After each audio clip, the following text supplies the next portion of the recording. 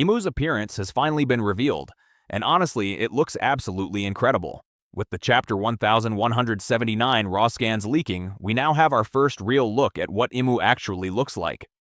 And no matter where you stand on whether Imu is male or female, one thing is undeniable. This design is insanely cool.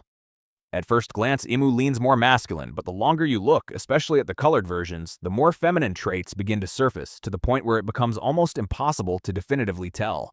But regardless of gender, the character design itself is flawless. It truly feels like the king of the world has been given a top-tier, god-level presence.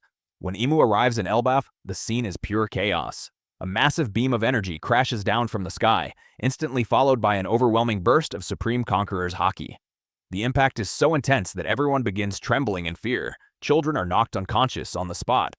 Then, a gigantic magic circle forms in the sky, large enough to cover the entire kingdom. From it, black mist pours down, creating a burning perimeter across the ground.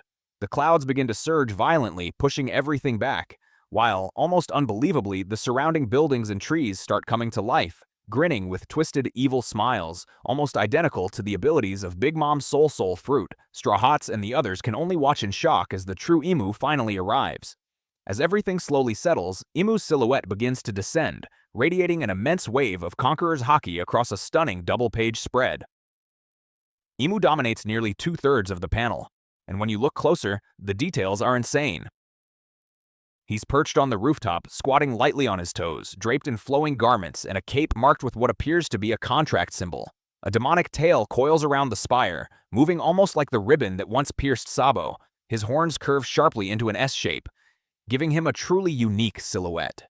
Around his shoulders, his awakened zone clouds form a complete ring, completely covered in eyes. Not ribbons, but a full, haunting circle. It gives the entire scene a dark fantasy aesthetic that feels completely different from anything we've seen in One Piece so far. Imu also wields a long, elegant sword, its wavy blade resembling a Malay kris. Near the hilt, a cluster of awakened clouds gathers, adding even more mystery to the weapon. But one subtle detail might be the most important of all.